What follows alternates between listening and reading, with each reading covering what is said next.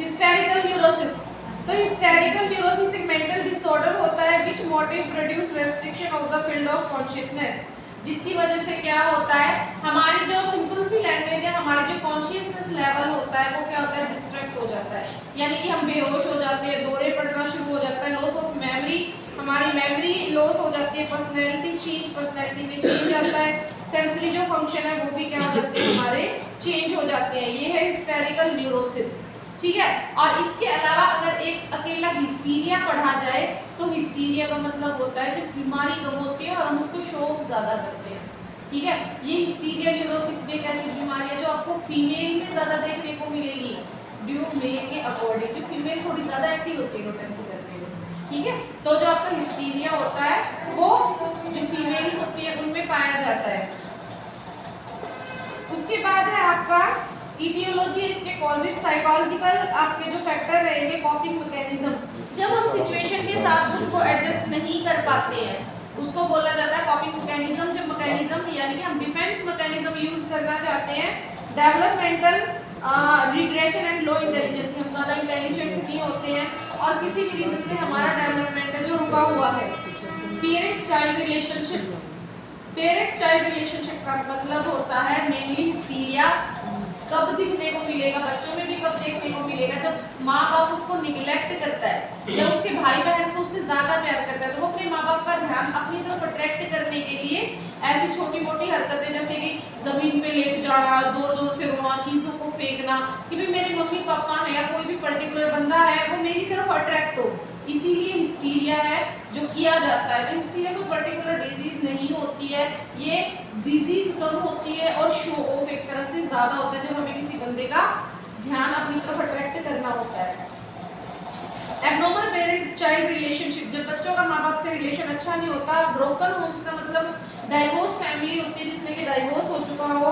Dominate mother या father, जैसे कि होता है ना दूसरी शादी में बाप अपना है माँ अपनी नहीं है, या फिर माँ अपनी है बाप अपना नहीं है, सेम थिंग।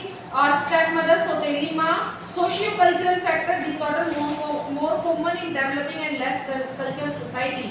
लेस कल्चर जहाँ पे क्या जैसे भट्टे भट्टे वाले होते हैं, डेवलपिंग जो कि डेवलपिंग कंट्री जैसे कि जो इंडिया है, इंडिया में क्या है थोड़ा सा अंधविश्वास ज्यादा है, थोड़ा क्या बहुत ही ज्यादा है, यहाँ पे एक ही विश्वास पे विश्वास किया जाता है और वो है अंधविश्वास, ठीक है। उसके बाद इसके साइन सिम्टम क्या रहेंगे, तो आपको जनरल साइन सिम्टम में याद करना है। देखो उन्होंने मोटर भी दे रखे हैं, सेंसरी भी दे रखे हैं, स्पेशल भी दे रखे हैं और विसरल भी दे रखे हैं। तो इसमें आपको क्या करना है, पैरालाइज, पहली बार पैरालाइज हो जाता है बंदा। ट्रेमर्स, ट्रेमर्स क्या होते हैं, एक तरह के लगा लो जैसे हम बोलते हैं ना बाइटे वगैरह आ गई, मसल्स का खिंच जाना। Rigidity, tightness, abdominal abnormal gait, लगातार वेट बढ़ना। अटैक्सिया, किसी भी चीज को डाइजेस्ट ना कर पाना। फीट्स कन्वर्जन, दौरे। एनेस्थीसिया, आपकी बॉडी नम हो जाएगी, नमनेस आ जाएगी। पैरास्थीसिया, आधी होश में आधी बेहोश में। हाइपोथीसिया, बिल्कुल सुन हो जाएगी। स्किन आपकी हाइपरथीसिया, सेंसेशन बहुत ज्यादा हो जाएगी। पेन आपको रहेगा, ये पेन होता नहीं है लेकिन हमें महसूस होता है कि हमारी बॉडी में पेन है। आपकी विजुअल सेंसरी रिलेटेड जितने भी डिसऑर्डर होते हैं वो सारे बॉडी में आ जाएंगे। विजुअल सिम्टम होते हैं आपके जीआई ट्रैक्ट के, जैसे कि हिचकियां, vomiting, dysphagia, डिस्कीनिया।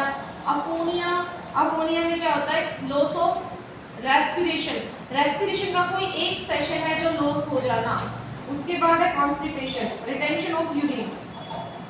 Mental symptom, mental symptom में आप ये लगा लो कि जैसे लॉस ऑफ कॉन्शियसनेस है, हिस्टेरिकल फिट है और ट्वाइलाइटिंग स्टेट है।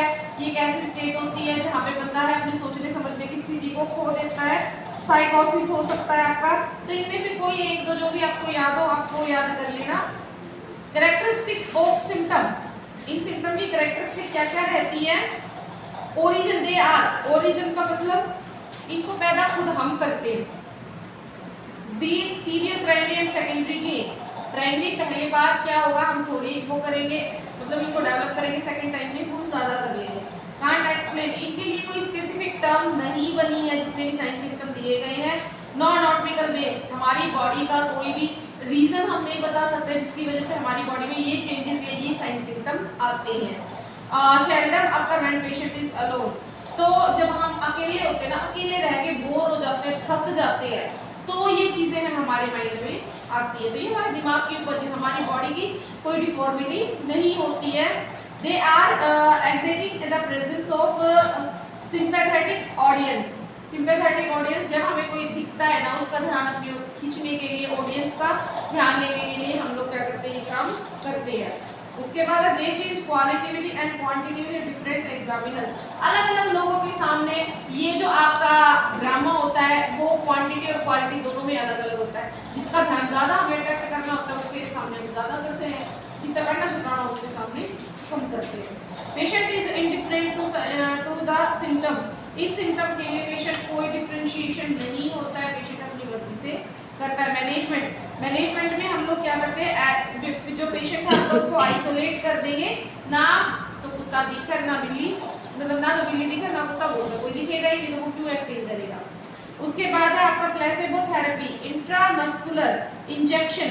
क्या होता है, ये एक ऐसी स्टेट होती है जिसमें अगर पेशेंट के मन में ये बात है ना कि इंजेक्शन लगने से वो ठीक हो जाएगा, तो अगर तुम उसको पानी का इंजेक्शन भी लगा दोगे ना, वो तो भी ठीक हो जाएगा। क्यों? क्योंकि यहाँ पे आपकी साइकोलॉजी काम करती है, आपकी बॉडी काम नहीं करती है। ड्रग थेरेपी में इन्होंने खाली डायज़ेपाम आपको दे रखी है। डायज़ेपाम क्या होता है, माइल्ड सेडेटिव होता है, जिसकी वजह से मेरे को आ रही अब यार ये बोल दो। एपियाटिक थेरेपी, इंट्रावेनस सोडियम पेंथोल, ये जो ड्रग्स है ये दी जाएंगी, लेकिन ये कोई पर्टिकुलर ट्रीटमेंट नहीं होता है, इसकी जरूरत कई बार नहीं पड़ती। अगर सामने वाला हमें अट्रैक्ट करने के लिए ये सब कुछ कर रहा है तो क्या करता है, अगर हम उसको अपना थोड़ा सा टाइम देंगे तो ये सारी चीजें पेशेंट में नहीं आएंगी। इससे क्या होता है, मसल्स वीक हो जाती हैं आपकी। क्यों हो जाती है, लगातार अगर आप ऐसा कर रहे हो कि बॉडी में कंपन हो रहा है तो उसका नेगेटिव इफेक्ट आपकी बॉडी पे पड़ता है।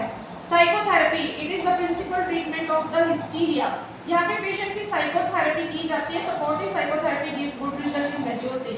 सपोर्टिव साइकोथेरेपी का मतलब जिसमें आपकी फैमिली, आपका बिहेवियर, आपकी सारी थेरेपी एक साथ आती है। हम यहाँ पे सिर्फ बंदे के ब्रेन को वॉश करते हैं, उसके ब्रेन के साथ डील करते हैं। जब उसका ब्रेन हमारे काबू में हो जाएगा या उसका ब्रेन वॉश हो जाएगा तो ये चीज़ें वो दोबारा नहीं करेगा। केस वर्क का मतलब कितने टाइम बाद वो कितनी हिस्ट्री दे रहा है, कि कितने टाइम में वो ये बोल रहा है कि मेरे को दौरे पड़ रहे हैं, तो आपको सारी उसकी केस स्टडी करनी है और फैमिली थेरेपी करनी है। मेंटल रिटार्डेशन करवाऊं? ठीक है, विकास इसमें बंद कर दे, मैं अभी आती हूँ, तब तक